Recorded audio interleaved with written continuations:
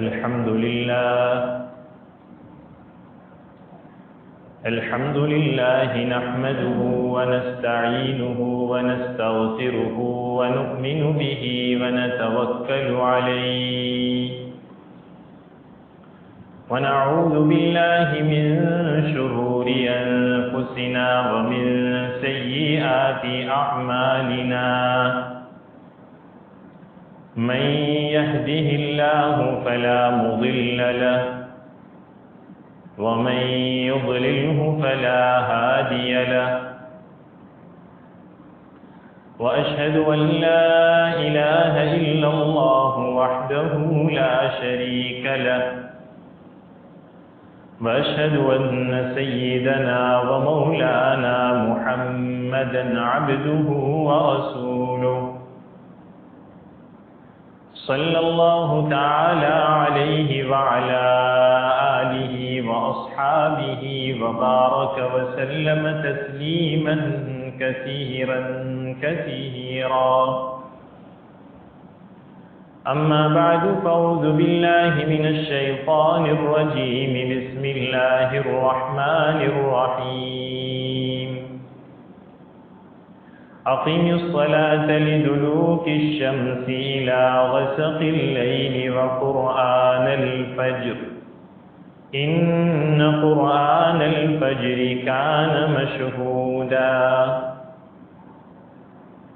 وقال الله سبحانه وتعالى إن الصلاة كانت على المؤمنين كتابا موقوتا صدق الله المولانا العلي العظيم وبلغنا رسوله النبي الأمي الكريم ونحن على ذلك لمن الشاهدين والشاكرين والحمد لله رب العالمين.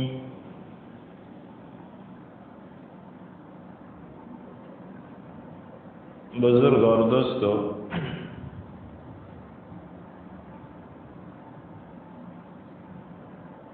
قرآن کریم کی ایک آیت کریمہ مکمل آپ حضرات کے سامنے تلاوت فرمائی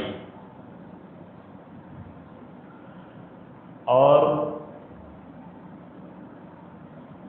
دوسری آیت کا ایک حصہ آپ حضرات کے سامنے تلاوت کیا.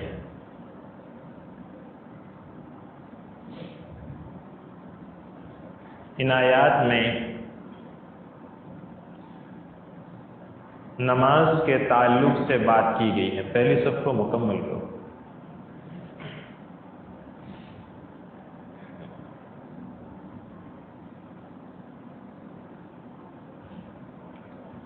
نماز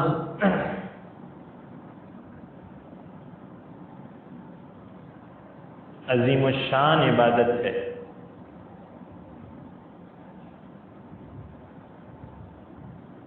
اور اسلام کا شعار ہے.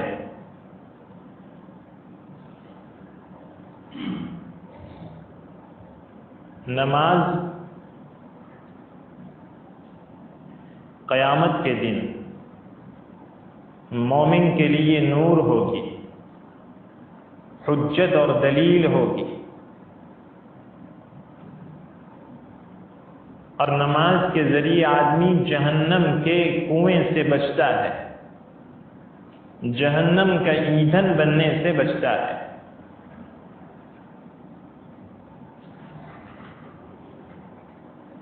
اور یہ اتنی اہم عبادت ہے کہ شارع علیہ السلام نے اس کے اوقات کی تعیین، اس کے شرائط، اس کے ارکان، اس کی فضیلتیں، اس کے واجبات اور اس کے آداب کو اتنی تفصیل سے بیان فرمایا کہ کسی اور عبادت کے متعلق اتنی تفصیل سے بیان نہیں فرمایا.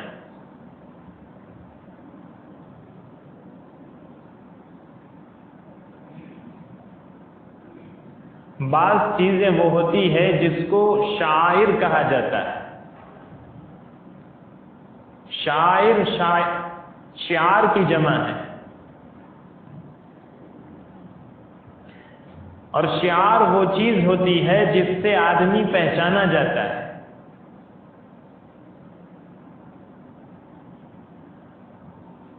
تو نماز کو شاعر اسلام میں سے کہا گیا ہے۔ اسلام کی نشانیوں میں سے ایک نشانی یہ ہے کہ اللہ کا بندہ نماز پڑھے تاکہ یہ اس کے لیے نشانی بنے کہ یہ مسلمان ہے، اس کا تعلق اسلام سے۔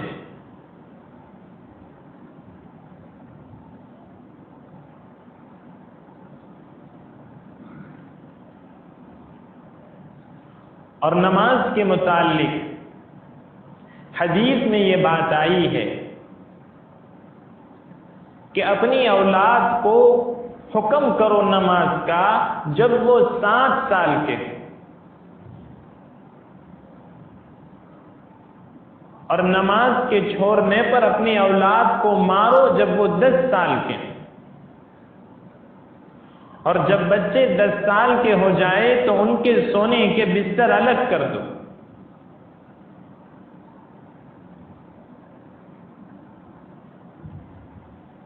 حدیث میں 7 سال کے بچے کو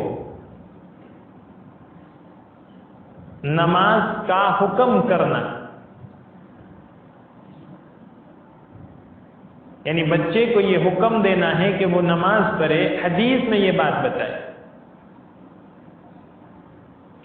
جیسے اور عبادتیں 15 سال میں فرض ہوتی ہے، نماز بھی 15 سال میں فرض ہوتی ہے۔ شریعت نے بلوغت کے لیے 2 چیزوں کا اعتبار کیا ہے۔ ایک تو یہ کہ اسلامی سال کے اعتبار سے، قمری سال کے اعتبار سے، چاند کے سال کے اعتبار سے بچہ 15 سال کا ہو جائے۔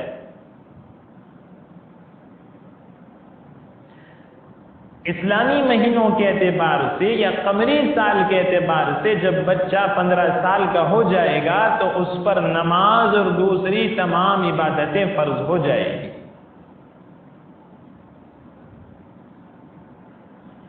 تو بلوغت کے لیے ایک اعتبار سالوں کا کیا ہے، اور وہ اسلامی سال ہے، قمری سال ہے۔ اور دوسرا اعتبار زیر ناف بال کے نکلنے کا کیا ہے۔ ناف کے نیچے کے بال جب نکل آتے ہیں تو یوں سمجھا جائے گا کہ یہ بالغ ہے۔ اور دوسری علامت یہ ہے کہ احتلام ہونا شروع ہو جائے، لیکن ایسے بزرگ بھی گزرے ہیں کہ ان کو کبھی اس کی نوبت نہیں آئی۔ شیخ الحدیث حضرت مولانا محمد زکریا صاحب رحمۃ اللہ علیہ کو کبھی احتلام نہیں ہوا۔ بیداری میں ایک مرتبہ جب آپ عربستان میں تھے اور اونٹ پر سوار تھے، بیداری میں ایک مرتبہ احتلام ہوا، خواب میں کبھی نہیں ہوا۔ تو یہ بھی ایک علامت ہے بلوغت کی۔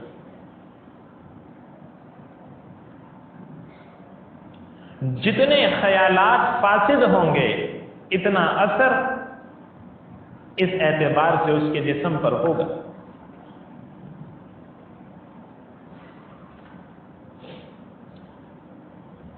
تو عبادتیں، نماز ہو، روزہ ہو، زکوٰۃ ہو، جتنی بھی عبادتیں ہیں وہ واجب ہوتی ہے، فرض ہوتی ہے 15 سال میں۔ اور حدیث میں آیا ہے کہ بچہ جب 7 سال کا ہو جائے تو اس کو نماز کا حکم کرو، اور 10 سال کا ہو جائے تو نماز کے چھوڑنے پر مارو۔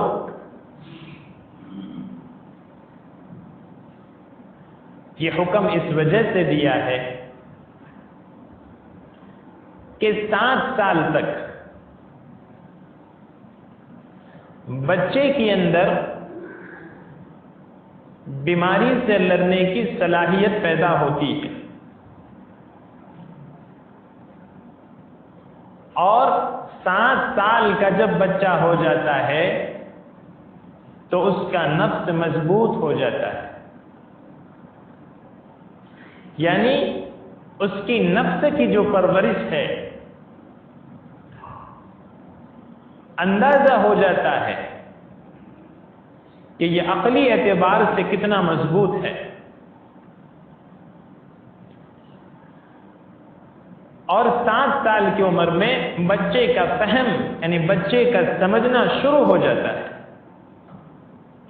7 سال کا بچہ اپنے نفع اور نقصان کو سمجھنے لگتا ہے، تو جب 7 سال کا بچہ ہو جائے جو اپنے نفع اور نقصان کو سمجھنے لگے تو سب سے پہلے انہیں نماز کا حکم کرو، اس لیے کہ بچے کا نفع یہ ہے کہ وہ جہنم سے بچے اور اللہ کے قریب جائے، اللہ کا قرب اسے حاصل، اللہ کے قرب میں اس کا نفع ہے، اور جہنم سے بچنے میں یعنی وہ جہنم میں نہ پہنچے یہ اس کا نفع ہے، اور یہ دونوں چیزیں حاصل ہوتی ہیں نماز کے ذریعے۔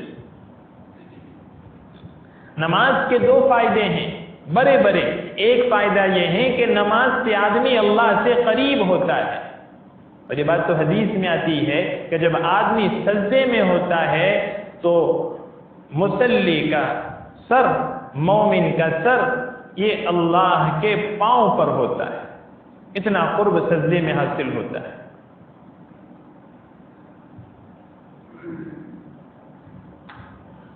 تو اللہ سے قریب ہوتا ہے، اور نماز ہی وہ عبادت ہے کہ جو آدمی کو جہنم سے بچاتی ہے۔ پھر جب 10 سال کا ہو جائے تو نماز کے چھوڑنے پر مارو، اس لیے کہ 10 سال کی عمر 7 اور 15 کے درمیانی ایک عمر ہے۔ اب اس کو عادت دلوانی ہے نماز کی، اس لیے یہ حکم دیا کہ جب 10 سال کا ہو جائے تو اس کو مارو، تاکہ جب وہ بالغ ہو جائے، اس کی عمر 15 سال کی ہو جائے تو اس کو نماز کی عادت پڑ جائے، اور نماز کے چھوٹنے پر اسے چین نہ آئے۔ جس عبادت کا اتنا زیادہ اہتمام کیا گیا ہو اسی عبادت میں ہم غافل ہیں۔ بچوں کی محبت میں بچوں کو نماز کی ترغیب 7 سال کی عمر میں دیتے نہیں، 10 سال کا ہو جائے تو اس کو کبھی مارتے نہیں، اور پھر جب آوارہ ہو جاتا ہے اور ماں باپ کے ہاتھوں سے بے قابو ہو جاتا ہے تو پھر جماعت والوں کو پکڑتے ہیں کہ انہیں لے کے جاؤ۔ ماں باپ پہلا مدرسہ ہے، ماں کی گود پہلا مدرسہ ہے۔ نماز کا حکم سب سے پہلے ماں باپ کو دینا چاہیے، اور ماں باپ کو نماز کی ترغیب دلانی چاہیے، نماز کے فضائل اتنے ان کے سامنے بیان کرنے چاہیے کہ بچہ خود بخود نماز کے لیے تیار ہو جائے۔ جن گھروں میں فضائل اعمال کی تعلیم ہوتی ہے اور جن گھروں میں فضائل نماز کی تعلیم ہوتی ہے، ان گھروں کے بچے خدا کی قسم کبھی بھی بے نمازی نہیں ہو سکتے۔ نبی کریم صلی اللہ علیہ وسلم کی مبارک زبان سے نکلی ہوئی باتوں میں ایک خاص اثر ہوتا ہے، اور دل کو عربی میں قلب کہا جاتا ہے، یہ پلٹتا ہے۔ جب حدیثیں سنیں گے تو آدمی کا دل نرم ہوگا، نماز کے لیے وہ تیار ہو جائے گا۔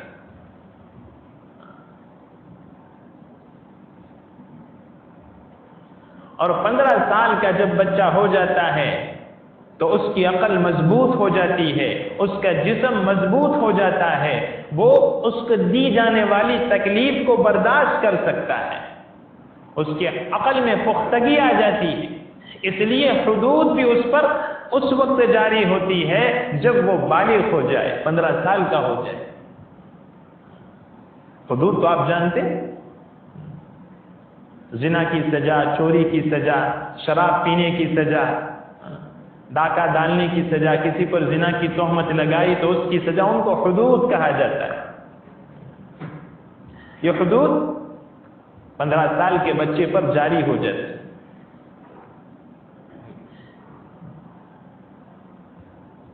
جب اس کی عقل پختہ ہو گئی، اس کا جسم مضبوط ہو گیا، تو شریعت کا حکم متوجہ ہو گیا کہ اب اس کے لیے نماز فرض ہے۔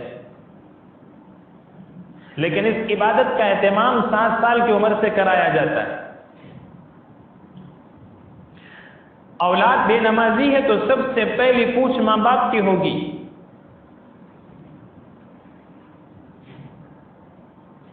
حدیث میں آتا ہے کہ ایک صحابی نے یا ایک شخص نے کسی عورت کو چھو لیا، اور وہ آدمی نبی کریم صلی اللہ علیہ وسلم کی خدمت میں آیا اور کہنے لگا کہ مجھ سے یہ غلطی ہوئی ہے،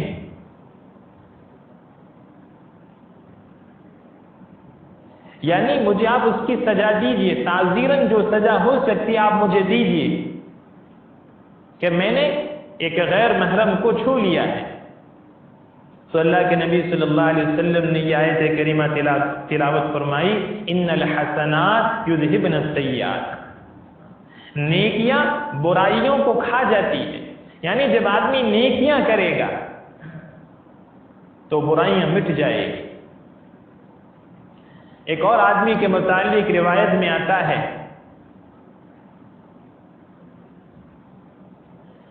کہ انہوں نے ایک عورت کو چھیڑا اور اللہ کے نبی صلی اللہ علیہ وسلم کی خدمت میں آئے اور آ کر عرض کیا کہ اللہ کے نبی صلی اللہ علیہ وسلم مجھے سزا دیجیے کہ مجھ سے یہ غلطی ہوئی۔ تو اللہ کے نبی صلی اللہ علیہ وسلم نے یہ آیت کریمہ تلاوت فرمائی، ان الحسنات یذہبن السیئات، نیکیاں برائیوں کو ختم کر دیتی ہیں۔ پھر ایک روایت میں آتا ہے کہ ایک آدمی اللہ کے نبی صلی اللہ علیہ وسلم کے پاس آیا اور کہنے لگا کہ اللہ کے نبی صلی اللہ علیہ وسلم، صحبت کو چھوڑ کر، ہم بستری کو چھوڑ کر وہ سارے گناہ مجھ سے ہوئے، یعنی میں نے عورت کو چھوا، اس کو چھیڑا، لیکن ہم بستری نہیں کی، آپ جو بھی سزا ہو مجھے دیجیے۔ اللہ کے نبی صلی اللہ علیہ وسلم نے کوئی جواب نہیں دیا۔ اسی درمیان میں نماز کا وقت ہو گیا، آپ نے نماز پڑھائی اور اس شخص نے نماز پڑھی۔ نماز کے بعد وہ آدمی کھڑا ہوا اور سب کے سامنے یہ بات کہی، تو اللہ کے نبی صلی اللہ علیہ وسلم نے ارشاد فرمایا کہ تو نے نماز نہیں پڑھی؟ اس نے کہا پڑھی، تو کہا کہ نماز نے تیرے گناہوں کو معاف کر دیا۔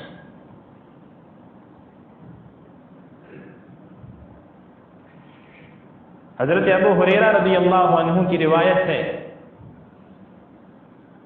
اللہ کے نبی صلی اللہ علیہ وسلم نے صحابہ سے سوال کیا، بتاؤ اگر تمہارے گھر کے سامنے ایک نہر جاری ہو اور اس میں تم 5 دفعہ غسل کرو تو کیا تمہارے جسم کے اوپر میل باقی رہے گا؟ تو صحابہ نے عرض کیا، اللہ کے نبی بالکل باقی نہیں رہے گا۔ تو اللہ کے نبی صلی اللہ علیہ وسلم نے فرمایا کہ 5 نمازوں کی مثال ایسی ہی ہے کہ جو آدمی 5 وقت کی نماز پڑھتا ہے اس کے اوپر گناہ باقی نہیں رہتے، وہ گناہوں سے پاک اور صاف ہو جاتا ہے، مگر یہ کہ وہ کبائر سے بچے۔ حدیث میں یہ بات بھی ہے۔ اس کے 2 مفہوم ہیں، ایک یہ کہ نمازوں سے کبیرہ گناہ معاف نہیں ہوتے، جو بڑے بڑے گناہ ہیں وہ معاف نہیں ہوتے، اس کے لیے توبہ ضروری ہے۔ دوسرا مفہوم یہ ہے کہ اگر اس کے ذمے کوئی کبیرہ ہے تو اس کبیرہ کی وجہ سے اس کے صغیرہ بھی معاف نہیں ہوں گے، یعنی اس نے نماز تو پڑھی لیکن اس کے ذمے کبیرہ گناہ ہے، اس نے کوئی کبیرہ گناہ کر کے رکھا ہے اور اس نے اللہ سے معافی نہیں مانگی، تو اس کبیرہ کی نحوست کی وجہ سے نماز سے بھی صغیرہ گناہ معاف نہیں ہوں گے۔ یہ 2 مفہوم ہیں۔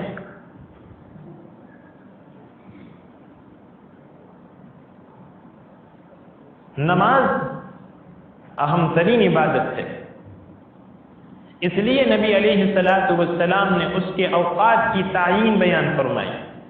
جو آیت کریمہ میں نے آپ حضرات کے سامنے تلاوت فرمائی، اس میں اللہ تبارک و تعالی ارشاد فرماتے ہیں، اقیم الصلاۃ لدلوک الشمس الی غسق اللیل۔ دلوک سورج جب ڈھل جاتا ہے تو اس کو دلوغ کہا جاتا ہے. ہمارے یہاں زوال سے نصف النہار مراد لیا جاتا ہے. زوال اصل میں کہتے ہیں سورج کے ڈھل جانے کو. سورج جب ڈھل جاتا ہے تو ظہر کا وقت شروع ہو جاتا ہے. تو اس آیت میں فرمایا کہ نماز کو قائم کرو سورج کے ڈھلنے سے لے کر رات کا اندھیرا چھا جانے تک. اقیم الصلاۃ لدلوک الشمس الی غسق اللیل وقرآن الفجر. تو دلوک شمس سے یعنی سورج کے ڈھلنے سے لے کر رات کا اندھیرا چھا جانے تک جو سارا وقت ہے یہ سارا وقت نماز کا وقت ہے. اصل ہونا تو یہ چاہیے تھا کہ آدمی ہمہ وقت عبادت میں مشغول رہے، نماز پڑھتا رہے. اس لیے کہ انسان کی تخلیق کا مقصد اللہ کی عبادت ہے. وما خلقت الجن والانس الا لیعبدون. ہم نے انسان اور جنات کو اپنی عبادت کے لیے پیدا کیا ہے. جب انسان کی تخلیق کا مقصد اللہ کی عبادت ہے تو یہ سارا وقت یعنی 24 گھنٹے اللہ کی عبادت میں گزارنے چاہیے. لیکن اس میں حرج ہے، اس لیے کہ انسان کے ساتھ اس کی ضروریات لگی ہے. انسان اپنی مادی ضرورتوں سے انکار نہیں کر سکتا اور مادی ضرورتوں کو پورا کرنا اس کے لیے ضروری ہے. اس لیے شریعت نے مادی ضرورتوں کے پورا کرنے کا بھی لحاظ رکھا ہے.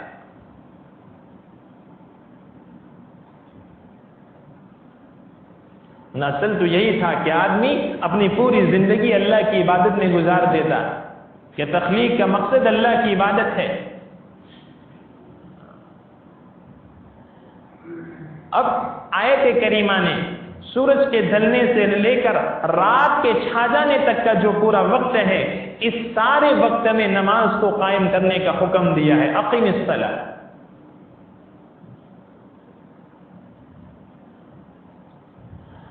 اس وقت کو دو حصوں میں بانٹ دیا جائے تو ایک وقت ہے سورج کے ڈھلنے سے لے کر سورج کے غروب ہونے تک اور دوسرا وقت ہے سورج کے غروب ہونے سے لے کر رات کے چھا جانے تک.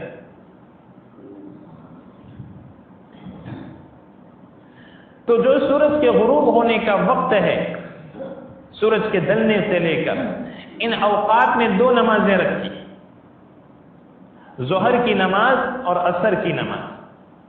اور دو نمازوں کے درمیان میں فاصلہ اتنا زیادہ نہیں ہونا چاہیے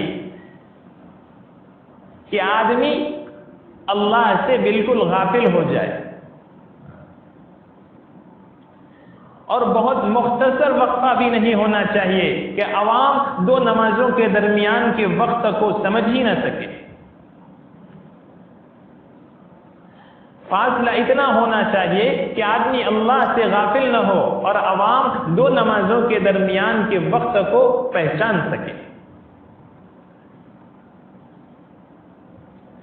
اس لیے سورج کے ڈھلنے کے بعد پہلے ظہر کی نماز رکھی اور ظہر کی نماز کے بعد کچھ وقفہ رکھا تاکہ جو چھوٹی موٹی ضرورتیں ہیں وہ آدمی پوری کر لے. پھر عصر کی نماز آئے گی. پہلی جو نماز پڑھی ہے ظہر کی اس کا اثر بھی باقی رہے اور آئندہ نماز کا انتظار بھی رہے. یہ دو مقصد ہے. دو نمازوں یہ بھی تو ہو سکتا ہے کہ چاروں نماز ایک ساتھ میں پڑھ لی جائے لیکن وقفے رکھے اور وقفے رکھنے کا مقصد یہ ہے کہ پہلی نماز کا اثر باقی رہے اور دوسری نماز کے لیے منتظر رہے. پہلی نماز سے جو نورانیت پیدا ہوئی ہے دل میں وہ نورانیت باقی رہے اور آگے جو نماز آنے والی ہے اس کا انتظار کرتا رہے اور اس کی جو ضرورتیں ہیں چھوٹی موٹی اس کو پوری کر لے. نمازیں ساتھ ساتھ میں رکھ دی جاتی تو یہ دو مصلحتیں فوت ہو جاتی. یعنی چاروں نمازیں ساتھ میں ہو جاتی تو پھر بعد کا وقفہ لمبا ہو جاتا جس میں وہ اللہ سے غافل ہو جاتا اور نماز کے انتظار کا جو ثواب ہے وہ ختم ہو جاتا. اس لیے طلوع شمس کے بعد یعنی سورج کے ڈھلنے کے بعد پہلے ظہر کی نماز رکھی اور ظہر کی نماز کے بعد وقفہ رکھا کہ دنیاوی ضرورتیں پوری ہو جائے اور پھر عصر کی نماز رکھی. ان 6 گھنٹوں میں 2 نمازیں رکھی. پھر سورج کے غروب کے بعد مغرب کی نماز رکھی. مغرب کی نماز کو ہم مغرب کہتے ہیں، پہلے اس کو عتمہ کہا جاتا تھا. نبی کریم صلی اللہ علیہ وسلم کے زمانے میں اس کو عتمہ کہا جاتا تھا.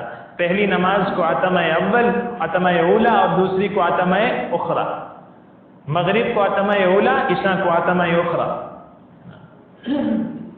سورج غروب ہو گیا تو سورج کے غروب کے بعد بھی اللہ کو یاد کرنے کا حکم ہے، اس لیے مغرب کی نماز اور پھر وقفہ رکھا اور پھر عشاء کی نماز. طلوع شمس سے لے کر صبح صادق تک کا پورا وقت جو ہے ان 4 نمازوں کے لیے. عشاء کی نماز کے لیے جب اندھیرا چھا جائے اس وقت سے لے کر صبح صادق تک کا پورا جو وقت ہے وہ عشاء کی نماز کے لیے. لیکن رات کو اللہ تعالیٰ نے آرام کے لیے بنایا ہے. وَجَعَلْنَا اللَّيْلَ لِبَاسًا، اور رات کو دیر سے نماز کے رکھنے میں حرج تھا، اس لیے عشاء کی نماز کو جلدی کر دی. یعنی مغرب کے بعد لمبا وقفہ نہیں رکھتا، جلدی کر دی تاکہ لوگ آرام سے سو سکے اور جسم کا جو تقاضا ہے وہ پورا ہو جائے. لیکن ترغیب دی کہ آدھی رات کی نماز یعنی تہجد پڑھیں. اس کو فرض نہیں کیا لیکن اس کی ترغیب دی اور بہت زیادہ ترغیب دی. پھر صبح صادق ہو جائے گی تو پھر قرآن کہتا ہے وَقُرْآنَ الْفَجْرِ، اور فجر کا پڑھنا قرآن. فَقُرْآنَ الْفَجْرِ، فجر کا پڑھنا. قرآن کے معنی یہاں پر پڑھنا ہے، قرآن نہیں ہے یہ. وَقُرْآنَ الْفَجْرِ، اور فجر کا پڑھنا. إِنَّ قُرْآنَ الْفَجْرِ كَانَ مَشْهُودًا، فجر کا پڑھنا فرشتوں کے روبرو ہوتا ہے. چونکہ لفظ قرآن لے کر آئے ہیں پڑھنے کے لیے، اس لیے علماء نے کہا ہے کہ فجر میں قرآن زیادہ پڑھنا چاہیے نماز. وَقُرْآنَ الْفَجْرِ إِنَّ قُرْآنَ الْفَجْرِ كَانَ مَشْهُودًا. 40 آیتیں پڑھے کم سے کم، زیادہ سے زیادہ 7 آیتیں پڑھے. مسنون تو یہ ہے کہ ایک رکعت میں ایک سورت پڑھے، دوسری رکعت میں دوسری سورت پڑھے. یہ مسنون ہے. آج کل اس پر کہیں عمل نہیں ہو رہا، ہند و پاک میں کہیں عمل نہیں ہو رہا. عرب اس پر عمل کرتے ہیں. تو صبح صادق کے بعد فجر کی نماز رکھی طلوع آفتاب تک. آفتاب طلوع ہو جائے تو اس کے بعد کوئی نماز نہیں، طلوع شمس تک. یہ وقت خالی رکھا. کیوں خالی رکھا؟ اس لیے کہ آدمی ہے، بشر ہے، اس کے تقاضے ہیں، اس کی ضروریات ہے، مادی زندگی ہے. تو وہ لمبا چوڑا وقت اس لیے رکھا کہ وہ کام جو طویل وقت چاہتے ہیں، وہ کام جو لمبے وقت میں پورے ہو سکتے ہیں، ان کاموں کو اس وقت میں پورا کرے. پوری دنیا میں جو نظام رائج ہے وہ نظام یہ ہے کہ آدمی 9 بجے اپنے آفس پر، اپنی دکان پر اور اپنی ضروریات کے لیے جاتا ہے. یہ انگریزوں کا نکالا ہوا نظام ہے. اسلام کا نظام یہ ہے کہ فجر کی نماز کے بعد یا اشراق کے بعد اپنی دکانوں پر، اپنی ضروریات پر، اپنے کاروبار میں لگ جاؤ تاکہ جب ظہر کا وقت ہو جائے تو تمہارے وہ کام جو لمبا وقت سے چاہتے ہیں وہ ختم ہو جائے. پھر ظہر سے عصر تک کا وقت اس سے مختصر ہے کہ وہ کام جو تھوڑے سے وقت میں ہو سکتے ہیں وہ اس میں نمٹا سکے. نماز کے اوقات کی تقسیم کو بھی سمجھیں. پھر حضور علیہ السلام کے زمانے میں بازار رات میں نہیں کھلتے تھے، عصر کے بعد بازار بند ہو جاتے تھے. اگر اسلامی نظام کے مطابق آدمی چلے تو سونا جلدی نصیب ہو جائے، عشاء کے بعد سو جائے اور فجر کی نماز کے لیے سارے ساتھی جاگ کر فجر کی نماز بشاشت کے ساتھ ادا کرے. یہ اسلام کا نظام ہے. تہجد نصیب ہو جائے. ہمارے بازار رات میں 12 بجے تک کھلے رہتے ہیں، 11 بجے تک کھلے رہتے ہیں. یہ اسلام کے نظام کے خلاف ہے. شریعت نے یہ نمازوں کا نظام اس لیے بنایا کہ آدمی کی دن کی ضروریات بھی پوری ہو، رات کی ضروریات بھی پوری ہو. رات کو آرام کے لیے بنایا ہے، وَجَعَلْنَا اللَّيْلَ لِبَاسًا وَجَعَلْنَا النَّهَارَ مَعَاشًا، دن کو معاش کے لیے بنایا ہے۔ وَهُوَ الَّذِي جعل الليل آيتين فمحونا آية الليل وجعلنا آية النهار مبصرة لتبتغوا فضلا من ربكم ولتعلموا عدد السنين والحساب وكل شيء فصلناه تفصيلا۔ ایک ایک چیز کھول کے رکھتی ہے، اس لیے نمازوں کی جو تقسیم ہے اس تقسیم کو معمولی نہ سمجھے، انگریزوں کے نظام کو سمجھے۔